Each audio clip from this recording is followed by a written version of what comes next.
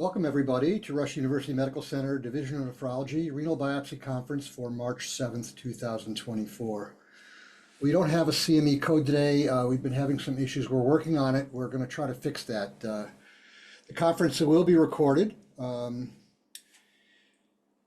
as usual, we have nothing to claim, and patient privacy has always been preserved by hiding their identity with a changing number of demographic factors. I want to start with just a little review. If you remember last week, we all sang happy birthday to Dr. Glassick.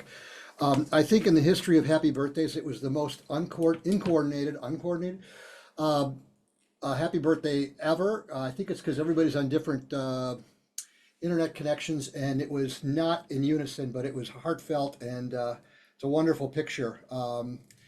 And it was really nice to celebrate that. I want to follow that up with something. There was a very nice celebration at the Lundquist Center in LA, Institute at LA, on Monday the 26th, celebrating Dick's birthday in his professional life. And a number of his colleagues over the years came.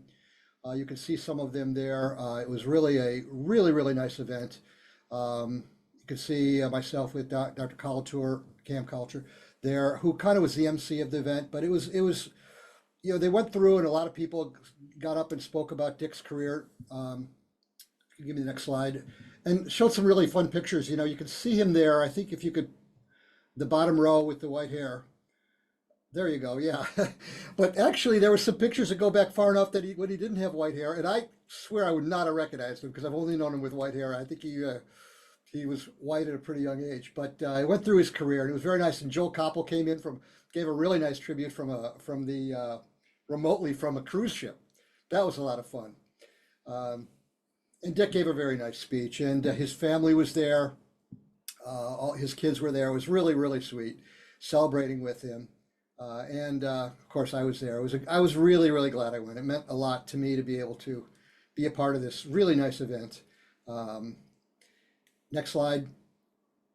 I guess I had one more that didn't get in there, but there is we'll try to put this up, but they're starting an endowed fund in the name of Dr. Glassick. And I'll put this in the chat box. If anybody is interested in donating, you can contact donate@lundquist.org. This is not solicited by Dick. He would never do this, but it was, part of the honor of Dick's career was to set up an endowed chair. So I thought that was really wonderful. It was a great event. I'm very happy I went, and celebrating a great life. And with that, I think we're going to move. Go ahead, Thanks, Dick. Roger. Thanks a bunch. Yeah, Thank you very much. It was just wonderful. I think with that, we're going to move on. I think Hamoud, Dr. Dillon's going to read the case. It's a patient of Dr. Whittier's and Dr. Dillon's.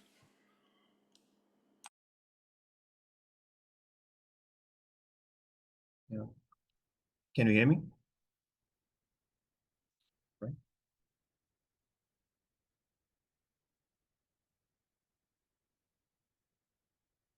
Hold on, Hamoud. Give me a second here. Go ahead, we can hear you. Test out your microphone one more time. Yeah, can you hear me? Yep. Okay, give me 1 second here. I will share the protocol as well. And then here we go.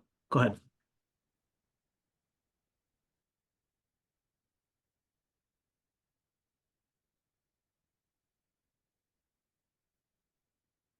Go ahead and start, Hamoud. Oh, okay. I thought I was going to get control or something. Okay.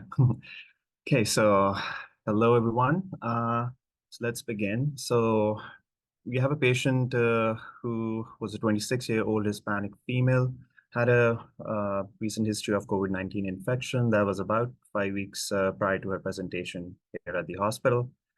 She mainly presented with worsening generalized body aches, fever, multiple joint pains and stiffness, pleuritic chest pain, and weakness. This was going for almost 1 year, but it kind of started getting worse, especially over the last 5 to 6 weeks. Her pain and stiffness was mainly in her small joints of the hand, but also involved wrist, her elbows, her right shoulder, neck, and her bilateral hip joints. She also had a lot of weakness, and she reported that she couldn't really walk properly too, mainly because of pain and weakness. And something that wasn't really significant, other symptoms were more significant, but on further questioning, she did report that she had some discoloration of her fingers when exposed to cold, as well as some dry mouth. But this was not really bothersome, and we were only able to get it when like really specifically asked about it. So in the last few weeks, when all of this, everything started getting worse, she did go to some outside facilities, some urgent care, and other places. Initial thought was, okay, it's COVID infection related stuff. All the symptoms might be due to that because all the tests were coming back negative. Then they thought her urine was positive at one point. They thought it's related to UTI. And then most recently, she was told that she might have lupus. However, the facility where she was at, they didn't have any rheumatology support, and whoever was there, they were not confident enough to make that diagnosis or even start treatment if this was lupus. So she was basically referred to our hospital. So in terms of review of systems, as I mentioned above, fever, joint pains, stiffness, pleuritic chest pain, everything else was negative. She didn't have any significant past medical history, just this recent COVID-19 infection that was about 5 weeks ago. In terms of her OBS history and gynae, she had regular menses, 4 pregnancies so far. 3 were successful, 1 miscarriage, but that was due to low-lying placenta. Most recently, her last cycle was about 5 weeks ago, and at this point she wasn't menstruating, according to her. Medication-wise, she was only taking ibuprofen, and because of this, her symptoms, and she said at one point she had to take like up to 8 to 10 tablets a day. Socially, she denied anything significant, alcohol or drug use or anything like that. No remarkable family history, only her mother had some thyroid issue, which she couldn't really tell what kind of issue that was. So when she presented here to us on initial presentation, her physical exam, her vitals were significant for a temperature of 101.2 Fahrenheit, heart rate was 117, but regular. Her other vitals were stable. She weighed 64 kilos and height was 4 feet 7 inches, which gives her a BMI of about 32. General exam was mainly significant for tachycardia and her joint pain, stiffness, swelling, and weakness about 3/5 in her, mainly in her lower extremity, but upper extremity as well. And the rest of her exam was pretty much unremarkable. She did not have any rubs, any cardiac rub even. Her initial labs when she reached here showed sodium of 136, potassium 3.9, chloride 112, bicarb 17 with normal NN gap or maybe a little low. BUN 17, creatinine of 0.8, glucose 75, calcium 9.4. She had a total protein of 10.1 and albumin of 2.9. Her liver enzymes and alphos was within the normal limits. Her CBC showed slightly low white count of 3.4. Hemoglobin was low as well at 8.5. Platelets 200. Low MCV of 77 with the red cell distribution width of 14. A differential was normal. Retic count was slightly elevated at 2.9, ferritin 130, and iron saturation was 8. That was low as well. Haptoglobin was 211. That's above our range. Her Coombs test was negative. She did have low folate at 4.7, and her B12 was normal. Her inflammatory markers, CRP, ESRD dimer, they were all elevated, CRP 92, and the ESR was 126. Because of her symptoms, thyroid was also checked, and TSH was normal. We did a urinalysis which showed 1+ protein, 1+ blood, with 6 RBCs and 17 WBCs. And her urine protein creatinine ratio was about 1.1 gram per gram, and urine albumin creatinine ratio was about 300 milligrams, or 0.3 grams per gram. I just saw ferritin level in the chat. So ferritin was 130, that's in protocol. Further serological evaluation showed she was positive for ANA with a titer of 1 to 1280. Her anti-double-stranded DNA was significantly positive, above 300. She was positive for both SSA and SSB. Complements were low at C3 at 65, C4 at 6, and her RNP was negative. Other tests were done as well. Aldolase was within normal range. Her hepatitis panel was mostly negative. Initial Hep C antibody was positive, but then we did the quantification of RNA that was negative. Other infections like HIV and other respiratory panel, and including TB, that was also negative. At this point, her serum electrophoresis and immunofixation was still pending. We did some imaging. She didn't have any hydro or anything like that. Her kidneys did not show any echogenicity, and her size was within normal range, 11 centimeter on average, both sides. Because of her pleuritic chest pain and some concerning symptoms, the team initially did a CT of the chest as well to rule out any PE or any dissection with contrast. So she did not show any of those, no PE or dissection. She did have some pleural effusion, small pericardial effusion, a few pulmonary nodules, and some enlarged lymph nodes, and also mentioned mild splenomegaly. After this, an ultrasound-guided percutaneous renal biopsy was performed by the very talented fellow. Touche. Any questions for the team? A lot of serologies here. Did we have a antiphospholipid antibodies? Yeah, the anticardiolipin IgM antibody was positive, but that came back after the biopsy. Okay.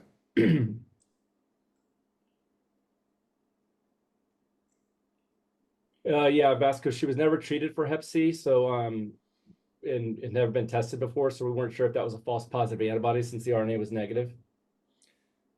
Bill, there's a chat question about ANCA. Yeah, the ANCA we also sent off, but it was pending at the time of the biopsy. Okay. And it's a cryo, same thing. I don't know if you've got a cryo, but Actually, we did not check a cryo. okay. And ferritin level, That was says 130. 130. Okay, yeah. Great. Had no complaints of dry eyes, and on examination there was no synovitis, and there was no rub, and there were no palpable lymph nodes. There was a dry mouth, but and a little bit of dry eyes actually. There was not a rub. What was your other question, Mario? I'm sorry. Palpable lymph nodes and synovitis. No lymph nodes, and there actually was a little synovitis too in the bilateral knees. Thank you. And she had some tough with the wrists and even her shoulder. So there was some synovitis too. You know, it's kind of interesting. You've got this 26-year-old woman with a lot of symptoms and a lot of serology, and she's at another institution that can't, pull the trigger on a diagnosis.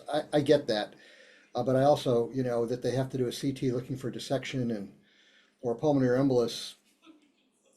Given what you have, maybe it's easy for me to say, but I remember a case many, many years ago. It's very similar to this, and it was just screaming out autoimmunity to me at the time, and they just, they had to send it to a tertiary center. They couldn't, like I said, pull the trigger on a diagnosis, even though, the diagnosis was kind of screaming.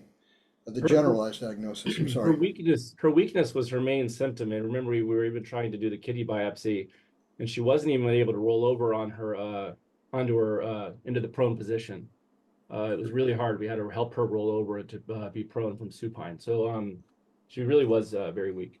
Was that a neuro thing, or we don't know, just a systemic? She's very toxic looking. I mean, she's tachycardic and febrile. She's just sick. We were waiting on a lot of tests. I mean, the muscle and the aldolase was normal. The CPK was normal.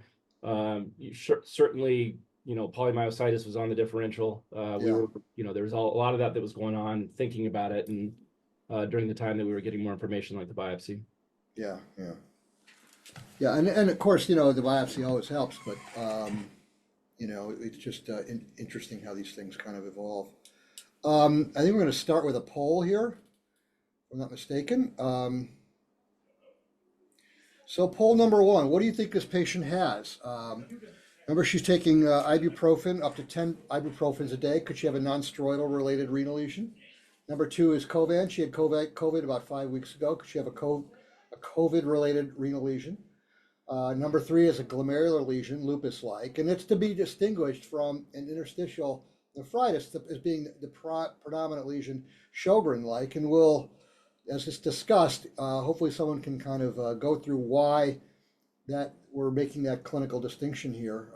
And then the final one is a paraprotein-related renal lesion, which again, our discussant can hopefully give us an idea why that's even in the list here on a 26-year-old. The votes are coming in. Please vote. We won't, nobody can see what you voted on.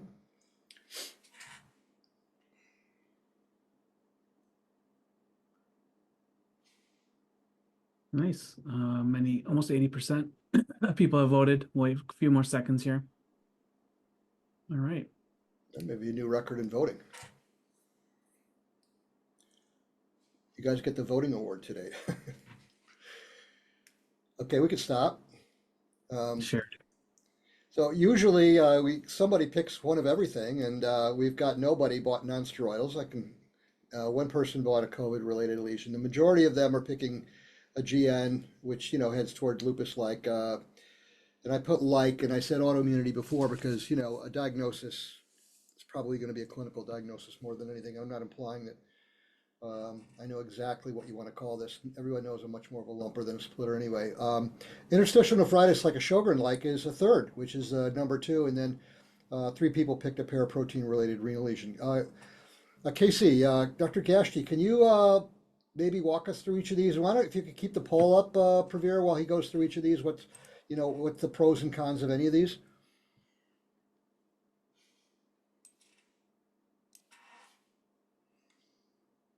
You're muted.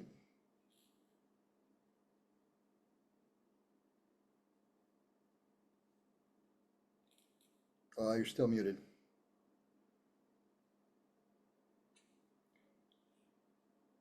Wave if you can. Okay. There you Yeah, go. I couldn't find my window to open to unmute myself. Sorry. Yeah, this Zoom is It's a new like there's so technology many to us. windows open. I was like, which one is my mute button? So okay. Yeah, I'll go through the list. So NSAID related renal lesion. There is some proteinuria, about a gram per, it's interesting. I mean, if she didn't have COVID and she came in, I would say this is all autoimmune disease, and lupus, obviously, with the serologies, or something, less likely, maybe some kind of a mixed connective tissue or Sjogren's disease. So I think lupus is definitely, I think in everybody's mind, is on top of the list. So let's kind of put that to the side for now and go back to some of these other oddities that she has. I mean, the COVID diagnosis itself is interesting because a lot of her symptoms could be COVID. She's got body aches, she's got fever and tachycardia. So just this viral infection superimposed on top of possibly an underlying autoimmune disease could be the manifestation. So some of her symptoms could be COVID, but it could also be a lupus flare. An NSAID lesion, so either interstitial nephritis or a podocytopathy related to NSAIDs. She's really not, doesn't have nephrotic range proteinuria. Her albumin is low, but she's also sound sick. So maybe that's related to that. She does not really have creatinine elevation. So I'm not really too enthused about an NSAID related lesion at this point. But plus she has all these autoimmune serologies that are positive. So it would, if she has something related to NSAIDs, I think that the autoimmune is sort of a bigger deal here. COVID associated nephropathy, which would be a collapsing glomerulopathy, would most likely have more proteinuria than this, probably worsening hypoalbuminemia. Still on the differential, but I would push that further down. The 3 and 4 options are pretty attractive to me. She is a young female. She has a whole bunch of positive autoimmune serologies. She has arthralgias. On CT, she has pleural pericardial effusions. So from a both clinical and serologic standpoint, I think she checks the box for diagnosis of lupus. And if I were to guess what renal lesion she would have, her creatinine is not elevated, but that doesn't exclude a cellular lesion in her case. You know, we know that young women can hide their creatinine pretty well, even if they have either a diffuse proliferative or a focal proliferative lesion. Because of the active serologies and low complement, I am more in favor of having a cellular lesion, or maybe even a membranous that could be subnephrotic in nature. But I think we're going to definitely have some mesangial deposits. Whether there is membranous or not, or a proliferative lesion, I think in this case, it's a little hard to guess which one, but I think I'm going to put my money on maybe a diffuse proliferative, since the complements are a little bit low. And then paraprotein related lesion, I'm not really sure why we're thinking that, just because the SPEP and UPEP are pending. 26-year-old. Maybe go back to the protocol there. Yeah. Do we have any? It says pending serum free light chain and SPEP UPEP. So why are we thinking paraprotein? I'm not really sure. There's a huge protein gap in the serum. Oh, I see. Okay. I missed that. The albumin's pretty low. Do we have quantitative like immunoglobulin? Do we know if she has any elevated, like any of her immunoglobulins are elevated? But they're pending. Yeah, I don't know. It's possible. I guess when we get the test results, we can kind of discuss that more. But I mean, a 26-year-old to have this degree, to have paraprotein related kidney disease, but also have positive serologies for lupus, I guess that would make it less likely for me.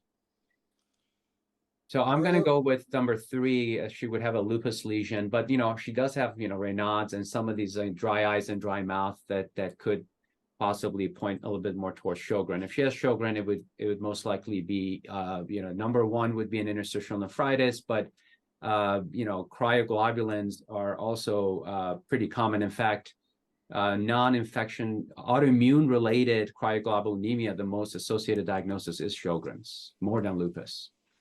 Yeah, so Dr. Rubin, you had a comment? Yeah, thank you. So the other safety issue here is when you look at the urine protein, most of it appears to be globulin due to the gap difference between the UPCR and the UICR.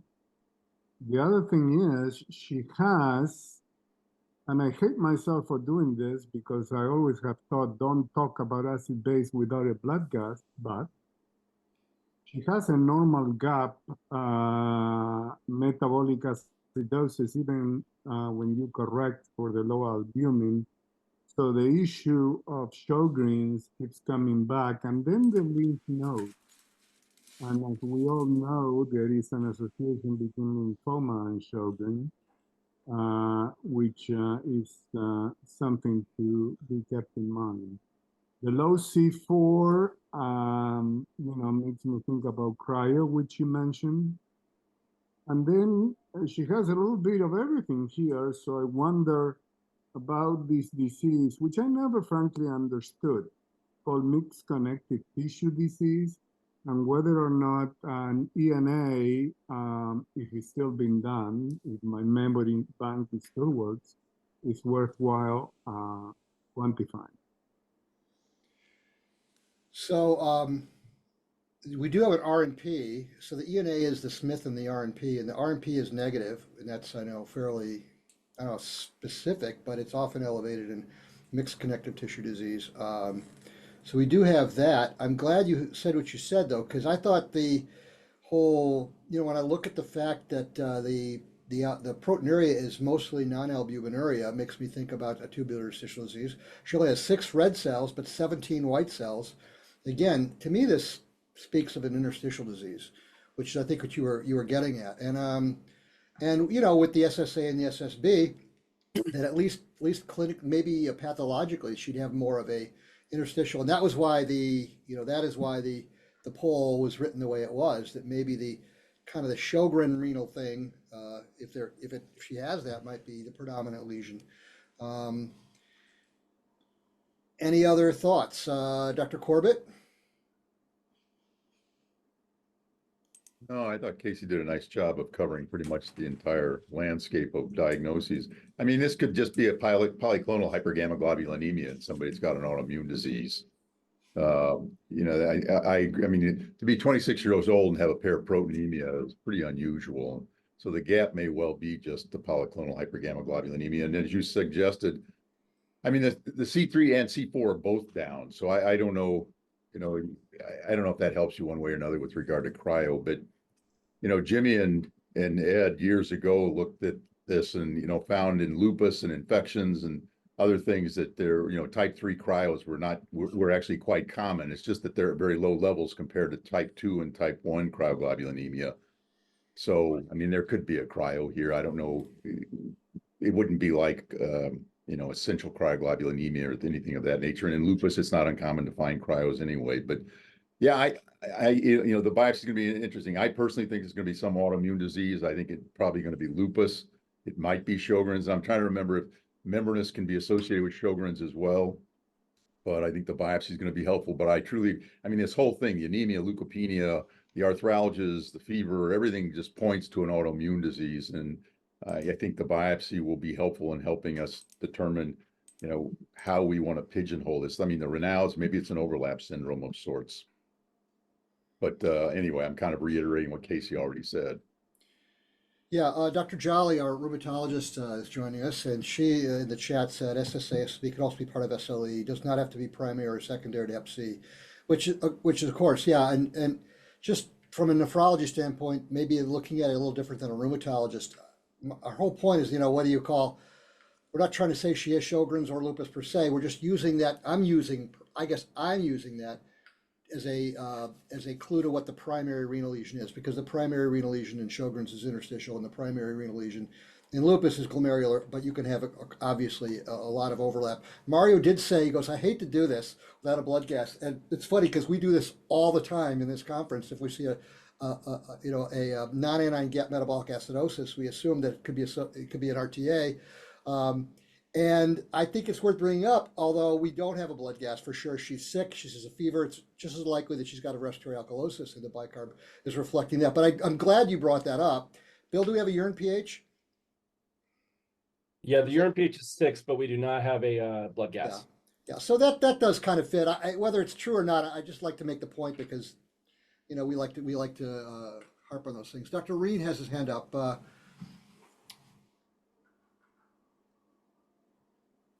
You're You're muted. you're muted. Sorry. I'm looking at ESR and CRP. CRP is quite high. I remember reading many years ago that CRP generally is a little bit on the lower side in lupus. So I'm thinking more like Sjogren's syndrome, unless she has any underlying infection also on top of lupus. So that was what I was thinking. Good point. Steve Corbett is shaking his head profusely because he always makes that point about CRP. Well, vasculitis would be another thing to throw in there. I mean, we don't have an ANCA, and I don't know why we'd want to throw a vasculitis in there on top of everything else. But yeah, I couldn't agree more with you about that comment. There was one other comment from our room fellows who have also joined in this kind of mention in terms of this protein gap that can sometimes the hypergammaglobulinemia in Sjogren's. So that's another important point. Yeah, clearly. I mean, it is interesting where I don't know that it's,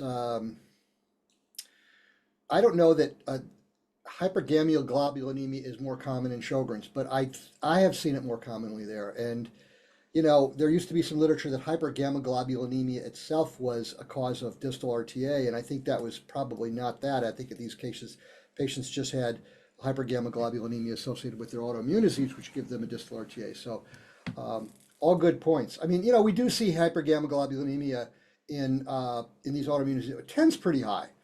You know, 8.5, 9, 10's pretty high. And I have to agree with everybody. 26-year-old having a paraproteinemia, you know, would be very unlikely. But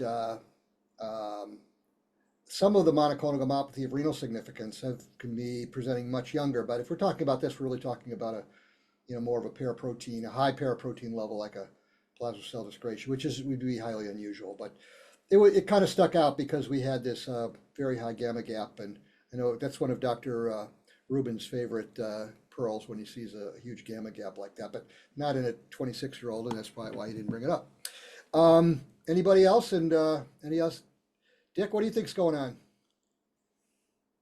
Well, I would have to, excuse me, I'd have to agree that there is a whiff of Sjogren's here with the extreme hyperglobulinemia and the absence of a clear predominance of albuminuria, and the urinalysis and the blood or the bicarbonate of 17 would all point me in the direction of an interstitial rather than a glomerular disease process. So I would put Sjogren's higher than a lupus nephritis in this case. Good. So the whiff is becoming a real odor. I think we'll go to the pathology.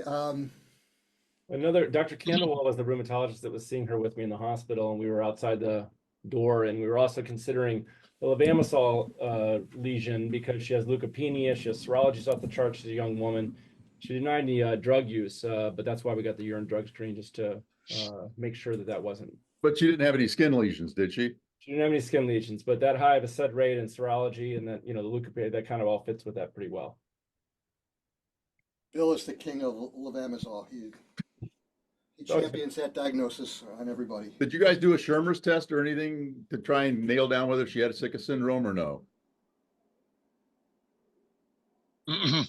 No. That'll be no. I'm going to spin the wheel. Oh, we forgot to put our visiting fellows on. Just joking. No, we wouldn't do We that. wouldn't do They'll that. never We come back. wouldn't. The room fellows? Yeah. Michael. Mike, give me a second here, Michael. I will unmute I think this is you. two conferences in a row, Dr. Coleman. Michael's one of our first-year fellows. We've moved the weight from Steve to Mike. I Oh, think crap, I was Steve supposed to be muted. put a magnet by Michael. Yeah, Steve, why'd you do that? Give me a second. Give me a second here, Michael. I'm going to give you control here. Let's see.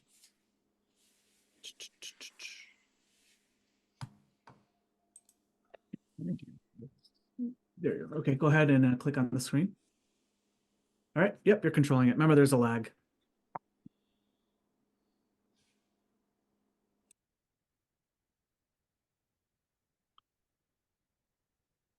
Okay, so this is a trichrome stain of a cortex. We can see several glomeruli here, but we're mainly looking for fibrosis. And I don't see too much of, I'm looking for like the blue with the fibrosis, and I don't see that much of it. I would say maybe like 15 to 20% of the cortex looks fibrotic. Yeah, I agree, Michael. It looks very focal. Yep, pretty minimal. And then this is a closer up look of the cortex. Here you can actually see a lot of inflammatory cells in the interstitium. And then, Yes. Yep. yeah, and then we'll get a closer look up at the glomeruli, I assume, right? Yeah, it's an H&E, and you can see this diffuse dense interstitial nephritis. Okay, so this is a glomerulus, H&E stain, and we have the interstitium surrounding it and the tubules. Right here, there does look like there's a lesion, like a necrotic lesion, the rhinoid necrosis, I would say, with that like pink hue to it. Yeah, very good, Michael. Yeah, segmental necrotizing lesion. Very good. Otherwise, the capillary loops do look pretty open here. I do see maybe a little bit of mesangial expansion, maybe here with some hypercellularity. Yes.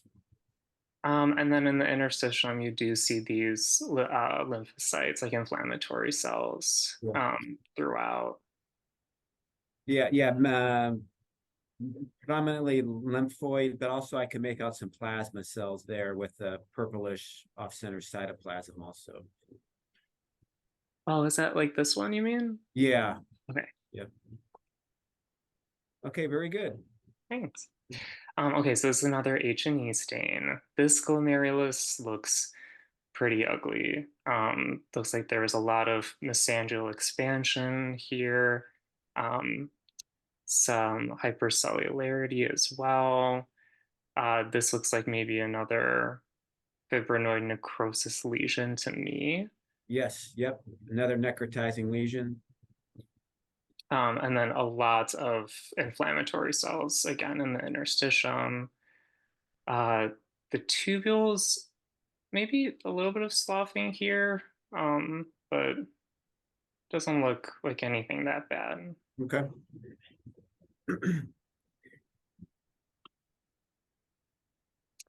Another H&E stain with a glomerulus, and then here's another fibrinoid necrosis lesion. Otherwise, here I do see open capillary loops, and again, there is mesangial expansion, and some hypercellularity maybe here, and then more lymphocytes in the interstitium. Yeah, lymphoplasmacytic infiltrates dense throughout the interstitium. This is a PAS stain, and here I see, is this another fibrinoid necrosis lesion?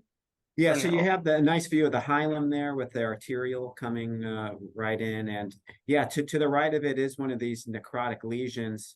In fact, you can see Bowman's capsule is ruptured. So on the left, you can see how it should normally look intact, and then Yeah. on the right, right, yeah, correct. You can see how it's intact there on the left, and on the right, it's disrupted. And then a little bit more mesangial expansion here. And then you can see lymphocytes again in the interstitium. And fresh borders on those tubules, they didn't look too bad. Oh yeah. So not very much ATN going on here. Yep. So then there's the silver stain. We're looking for holes and spikes and whatnot.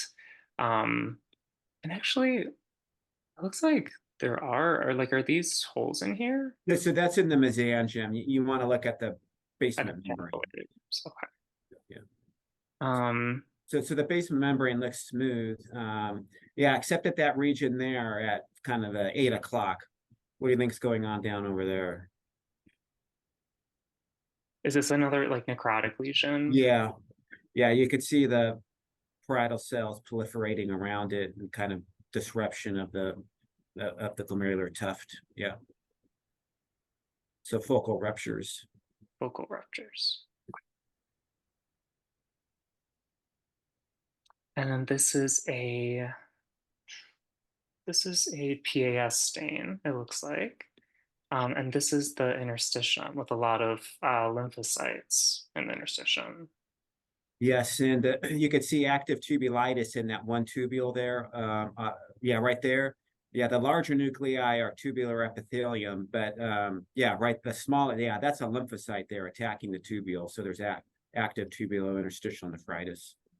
And I don't know if the immunofluorescence is next, but Michael, I don't want to put you too much on the spot. Well, what do you think the immunofluorescence may show now that you've seen these glomerular lesions? It's going to show deposits. Okay, like consistent with lupus? Yes. The reason I was asking is because it also has this segmental necrotizing type of flare to it, and it was someone that we didn't have an ANCA in yet. Yeah, so like it could be polycythemia. So far, you wouldn't really be able to distinguish those, except for, you also did see some mesangial hypercellularity, which might be from deposits, and so it's hard to, it'll be interesting to see what the IMF shows. It'll really help out here. Certainly Why did you answer deposits based on what you've seen so far in the light microscopy? Just because honestly, from the clinical picture, it really sounded like lupus, first of all. And there was a lot of mesangial hypercellularity there. Was there really? I mean, Are you alluding to Well, mesangial deposits, Michael, versus, Yeah. I think that's, Yes. And also, I mean, capillary deposits too from the silver stain as well. With David, the- did you really think there was a lot well, of the mesangial? silver stain, Sorry. the silver stain isn't very helpful in looking for deposits if you don't see spikes. There was no- I'm just curious as to why your immediate reaction to the question about what the IF is going to show is deposits. I must say, I'm looking at the light microscopy, I wouldn't have predicted much in the way of deposits. Yeah, I mean, you could argue this might be an IgA vasculitis from what we know now, or plain vasculitis, or lupus vasculitis. And I think the IMF will hopefully sort a lot of that out. Yeah, it could be a posse-immune segmental necrotizing glomerulonephritis due to ANCA. We don't have an ANCA test, so we don't know. That's true. Yeah. With the ruptures of the GBM that you pointed out, did you see any crescents anywhere? No, they were early necrotizing lesions. There were no well-formed crescents.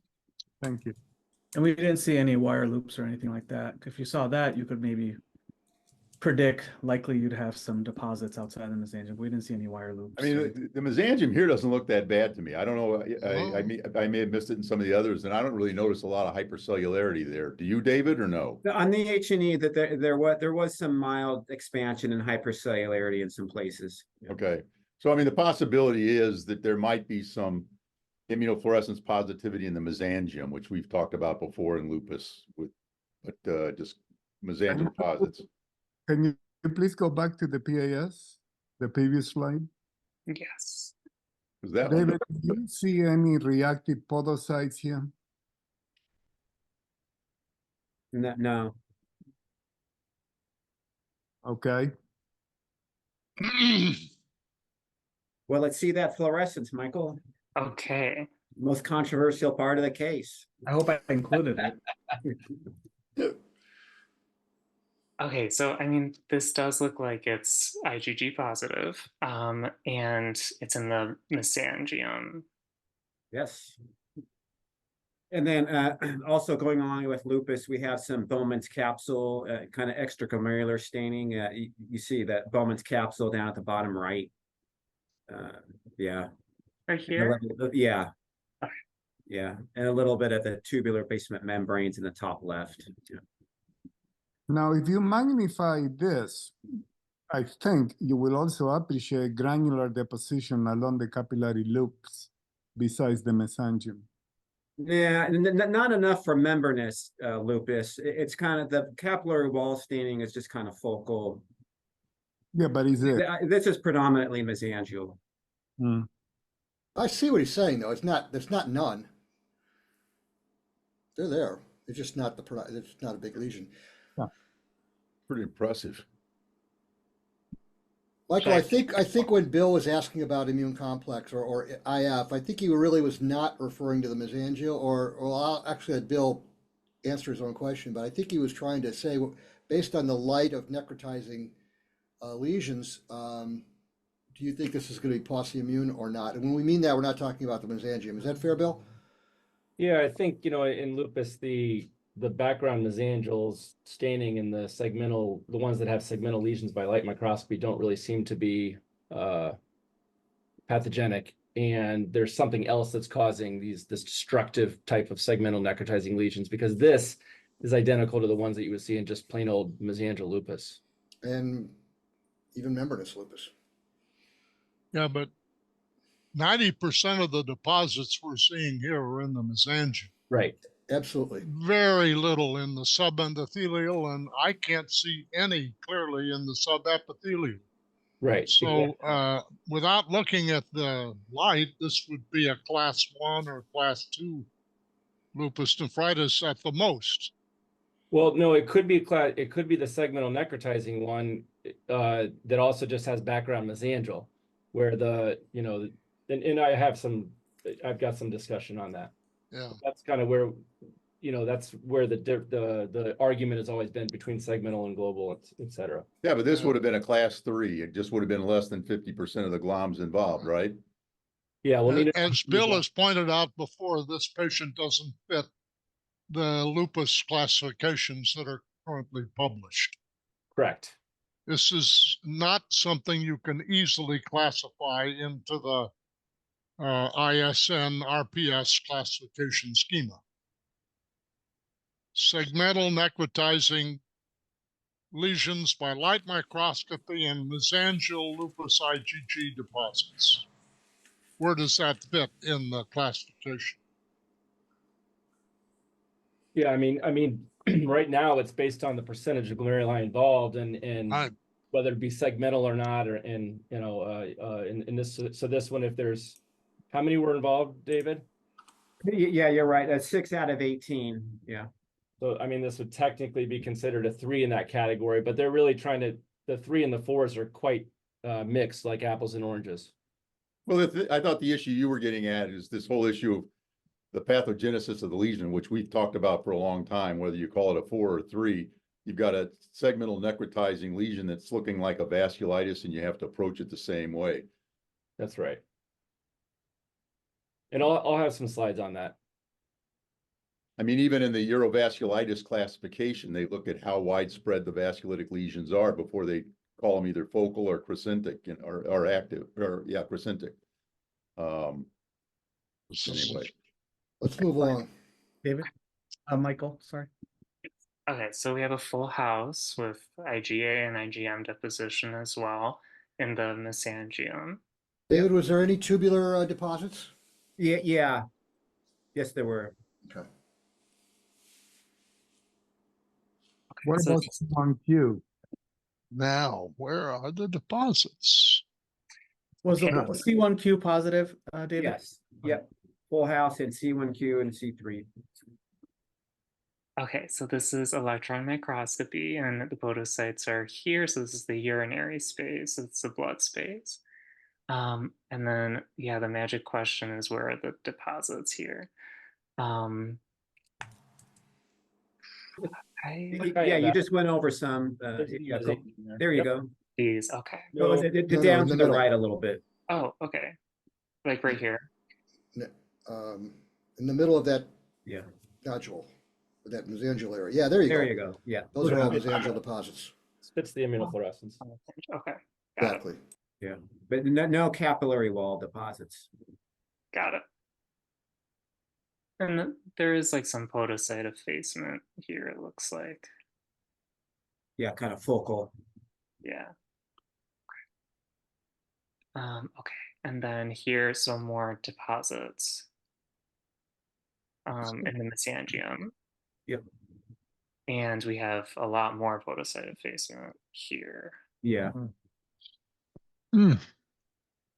Okay. Yeah, overall it was about 75% foot process effacement. The basement membrane looks rather thin. Okay, and then another big deposit in the No, so that's the nucleus there. The deposit's to the left, right there. There you go. Oh, this is the deposit. That's here. the deposit, yeah. Got it. Okay. That's a mesangial nucleus. Yeah. Okay, got it. I'm sorry, you lost me there, David. You don't consider to the left of that mesangial cells subendothelial deposits? No, these are embedded in the mesangium. So going back to the ISN-RPS classification, where do you put this biopsy? Well, hold on. We have one more image to look at. That's it. Yeah. Can't do this without what do you see here? So is this just like a big close-up of the mesangium? Yeah, so actually you have the endothelium, the capillary lumens in the top. Okay. Yeah, that's the lumen, and then that's the endothelium. So within the endothelium, you have a TRI. You're to the right of that. This.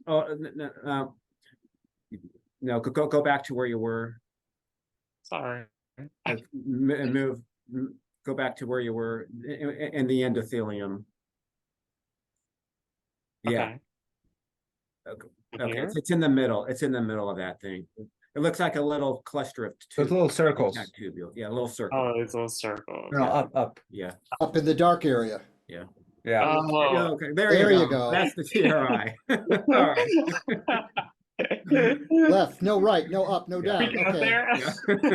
there. Yeah, so according to the ISN RPS, this would be a class 3A for active. All right, well, it sounds like you guys already gave the diagnosis there. So there was deposition in the mesangium. So this is and we had active lesions too with the fibrinoid necrosis. So this was a proliferative lupus nephritis.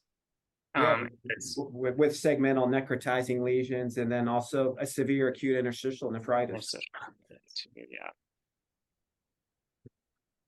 And Nice with some, job, Michael. Good description. yeah, nice read. And with some, with some tubular deposits as well. I mean, kind of getting to what do we see? Clearly there's a bad glomerular lesion, and it does appear to be possibly immune. We'll get to an ANCA. People keep asking about the ANCA. But there's a strong interstitial component, which of course, you could definitely see in lupus, but it kind of gets back to this, the pattern of the pyuria and the non-albuminuria, proteinuria that may be an interstitial disease, whether it's lupus or Sjogren's or whatever. But I think it does support kind of 3 and 4 in a way. I don't think it significantly changes what we're going to do, but I like this. I like this pathology a lot. Casey, how do you put it together? I agree with you. I think this is a segmental necrotizing lesion, which seems to be post-immune in nature, and there is mesangial deposits which support lupus as a diagnosis. The degree of interstitial nephritis seems pretty intense. I know that we see interstitial nephritis associated with glomerular diseases, but this seemed on the higher power. Seems like there was a lot of deposits. There's a lot of cellular infiltrates. So I don't know if there is a lupus plus lesion here. David, do you think that interstitial nephritis was out of proportion to glomerular disease, or was there a way to? I don't know what's proportional. It was yeah, I think it's independent of the glomerular lesions. That was the question. Yeah. Yeah. I think yeah, it seems like a lot. I mean, we see some around the glomerulus where the rupture happens, and there's some cellular infiltrate, but this seemed like there were possibly 2 different processes going on. Well, I like that because that fit my bias all along. I'm sorry. Casey, can you please clarify for me why you are still labeling this post-immune? There was IgG, IgM, C3, D1Q. Why are we labeling? Because they were in the mesangium and not in the peripheral capillary loop. They were not subepithelial or subendothelial. And the way I learned lupus was that mesangial deposits are not the culprit for a proliferative lesion for a class 3 or class 4 immune-mediated lesion. Most of these patients would have mesangial deposits, and they could be class 2. And then if it's post-immune, it's more like a vasculitic nature, class 3. And if it's immune complex mediated, if they have subendothelial, subepithelial deposits, that's usually what I call an immune complex mediated proliferative lupus lesion. So it's really the location of the deposits as opposed to anything else. All right, it's a bit of a rush thing that we've been championing for quite a while, that we think, that all this mesangial stuff is kind of basically background and not related to the GN, as you would see with if you saw subepithelial deposits. Oh, that's fine, Roger. I mean, I respect and admire the rush approach. On the other hand, autoimmune has a different connotation to the rest of us. I mean, but that's fine. Well, that's exactly right, and that's why that's the confusion. That's why Bill wrote the paper that he wrote, basically. You're exactly right, Mario, as usual. Confusing as hell. No, that the world is very confusing on this, and that it doesn't seem that the mesangial deposits are responsible for the destructive lesion, and that therefore the destructive lesion is post-immune, as opposed to wire loops, where those are responsible for the destructive lesion. So when we're sort of saying post-immune, we really just mean there can be background mesangial stuff, but there's the absence of wire loops compared to the wire loop lesion, that's the destructive lesion. And that's where there's led to a lot of confusion about the lupus classifications over the years. Bill, you want to take over? Start with Can the- you, Yeah, Dick. classification of class 3 lupus nephritis with no subendothelial deposits by electron microscopy? Yeah, I think the background mesangial ones makes lupus the diagnosis, right? Lupus nephritis. And then we believe that the subendothelial deposits make it a 4, and the lack of them, yet there's still a destructive lesion, like a necrotizing lesion, makes it a 3. And the new classification lumped those together when it put 4G and 4S together in the same category. Yeah, but the paper by Bajina, which revised the categorization, required some endothelial deposits for class 3. Yeah, and that is a major problem. Well, there's none in this. There are no subendothelial deposits in this patient. None by EM, none by IF. That is exactly why Bahima et This is- al. are missing the boat. And we saw that in the lupus study, in the plasmapheresis study. I mean, that was where kind of a lot of this got picked up to begin with. And then Bill and Raju did another paper on segmental lupus and showed that a lot of these patients don't have subendothelial deposits. Yeah, actually, I can kind of go through some of this if you want to go through that, or do you want to talk about treatment first, Roger? No, go ahead. We'll just go right to you, Bill, for sake Okay, of time. I'll just Go kind ahead, of click on the screen, and then I'll let you run the slides. Yep. So just some quick clinical follow-up. The PR3 was positive. Not hugely positive, but it was positive. That's interesting. The immunofixation was polyclonal, like you had said, and we were going to talk a little bit about treatment, but the treatment that was decided was a triple therapy for this patient for lupus nephritis. She got IV methylprednisolone, MMF, and belimumab, along with hydroxychloroquine, and was transitioned to prednisone. And about 6 weeks later, clinically, much better. A lot more mobile, less pain. Her C3 went from 65 to 81. Double-stranded DNA markedly improved. Her creatinine stayed the same. Her urinalysis had a disappearance of her hematuria, and her proteinuria was about cut in half. Other signs of active inflammation came down, and her hemoglobin actually came back. Just to kind of discuss this issue here, and that it's one of the biggest problems is that lupus was considered to be this continuum from 2 with mesangial deposits to 3 with some of the deposits getting in one segment to 4, them going everywhere. And even what was early recognized by Churg and several others and Ed Lewis was that actually that continuum may or may not be, let's see if I can go back here, sorry. There we go. That continuum may not be true, and that there may be a separate lesion here that doesn't have immune deposits responsible for the destructive part. So you can see that this glomerulus here in Ed Lewis's drawing has background mesangial deposits, but over here is this segmental necrotizing lesion destroying the glomerulus. Here there'd be a wire loop lesion destroying the glomerulus. And this was sort of just theory. And so it's been looked at several different studies where they have your mesangial lupus lesion only with an average complement of 71 for your C3 and not having a destructive lesion, to the same immunofluorescence pattern here, right? The exact same immunofluorescence pattern, but this one has these largely segmental necrotizing lesions that are destructive. And in this category, there's slightly lower complements in all 3 of the studies that had looked at it. This is the Rush group, this was a group from Paris, and this was the collaborative study group, which was a national study. And in the real immune complex lesions where you have wire loops everywhere, the average complement was even lower.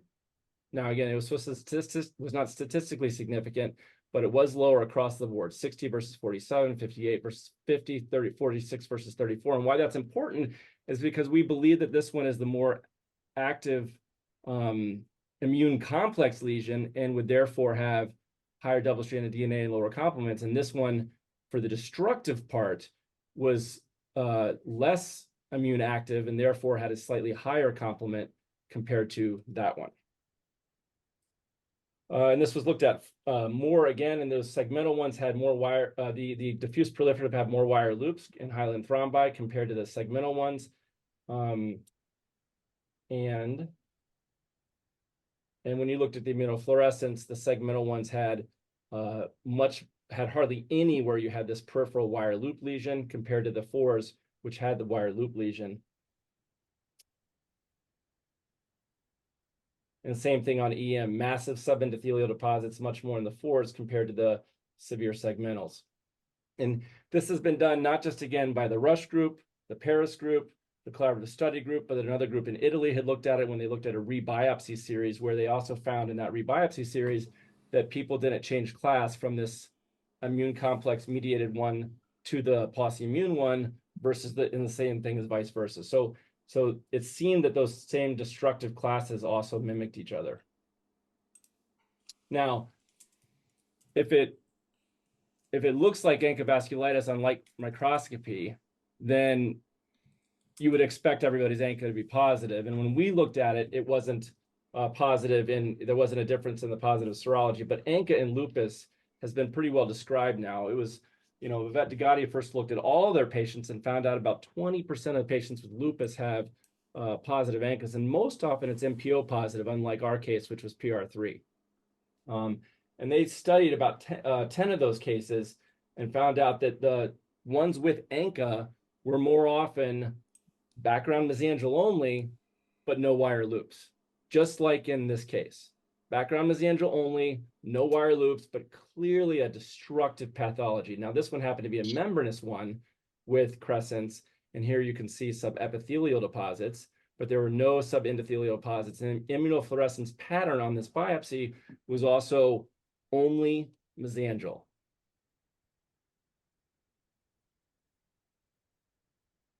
It's also been shown to have arteritis, which is probably going to be in the next update of the classification, we hope, as opposed to being so glomerular-centric. And Liz Lightstone and their group across the pond looked at positive ANCA and decided to do a little bit more of an analysis for pathology, and found out that in the patients who had ANCA positive in lupus, which was also about 20% in their cases, also mostly MPO, they were more often segmental in class 4S and slightly more in 3, although this wasn't statistically significant. But the ANCA positives was more often segmental compared to global.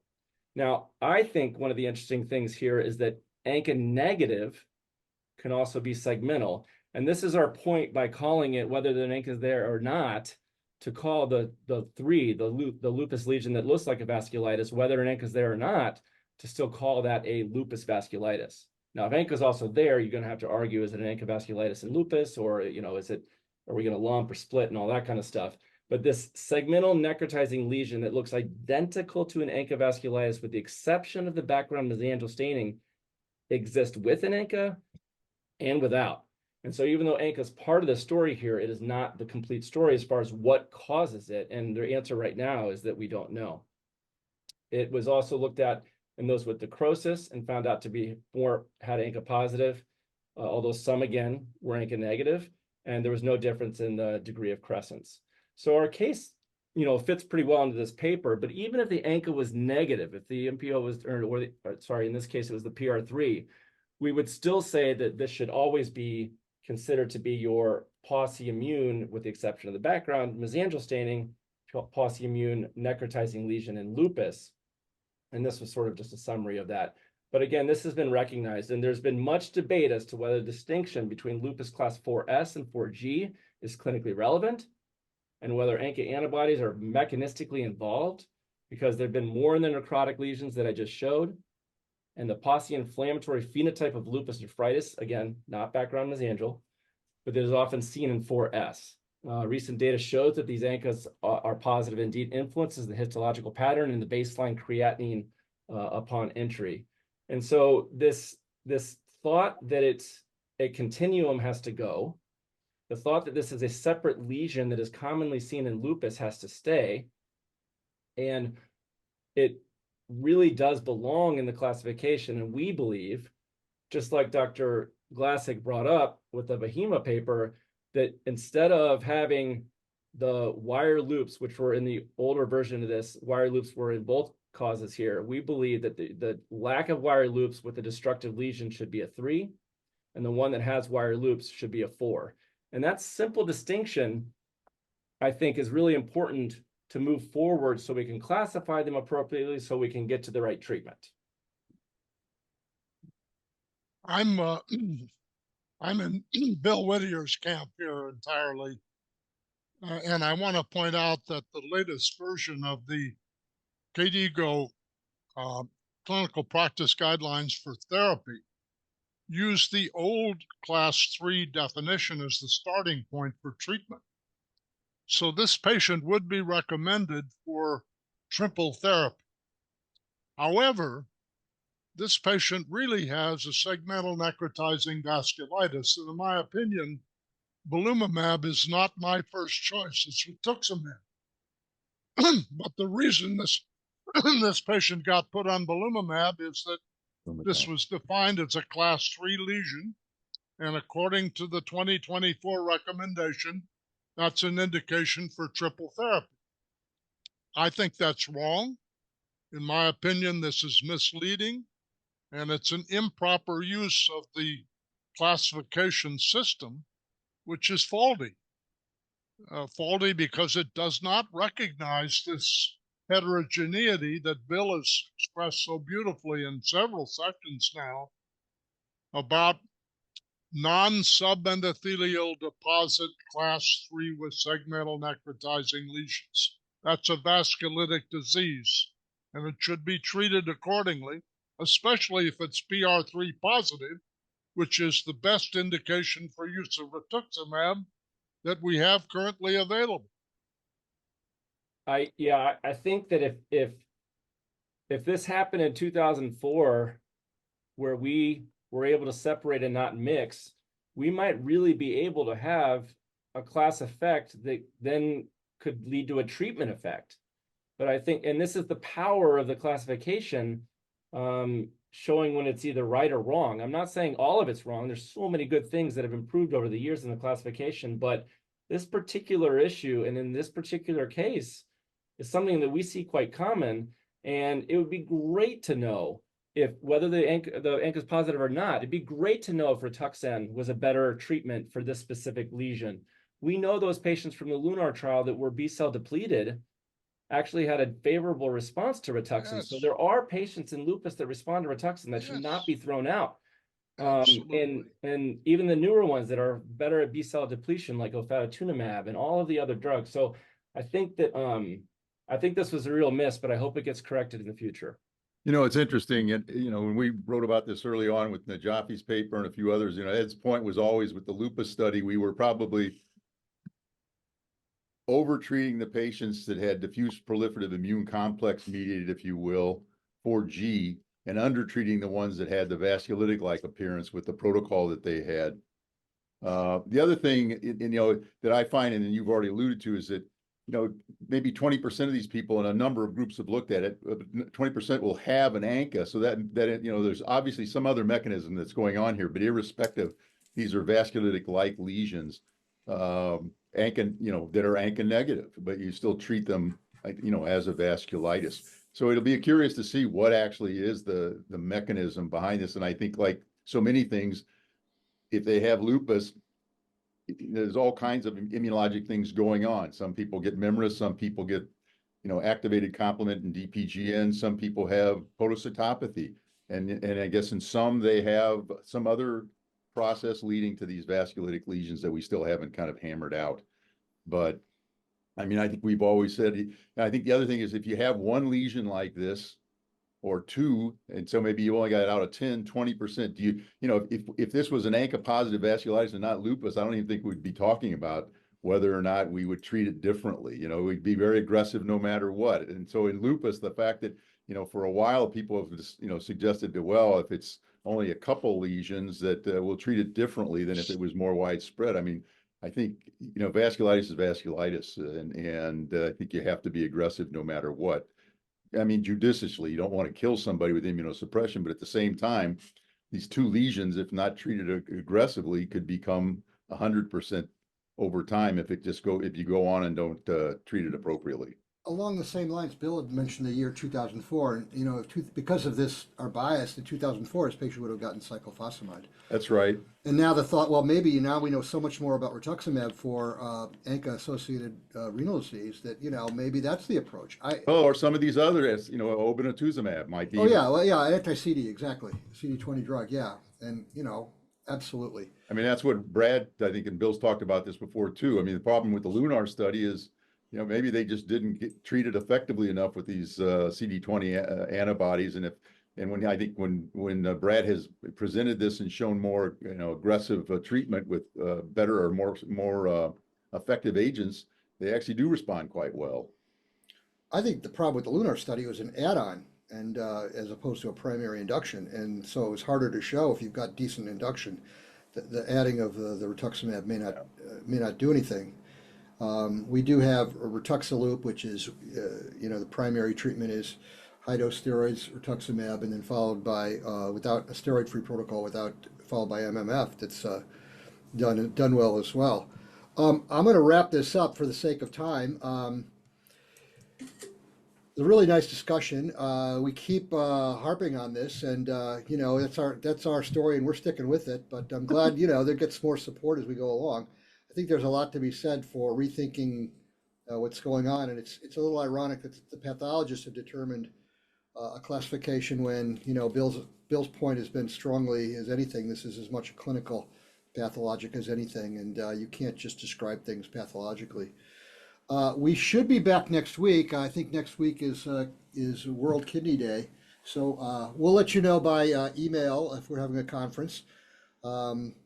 Thanks everybody for joining, and until then, till next week, our next conference, stay safe. Thanks.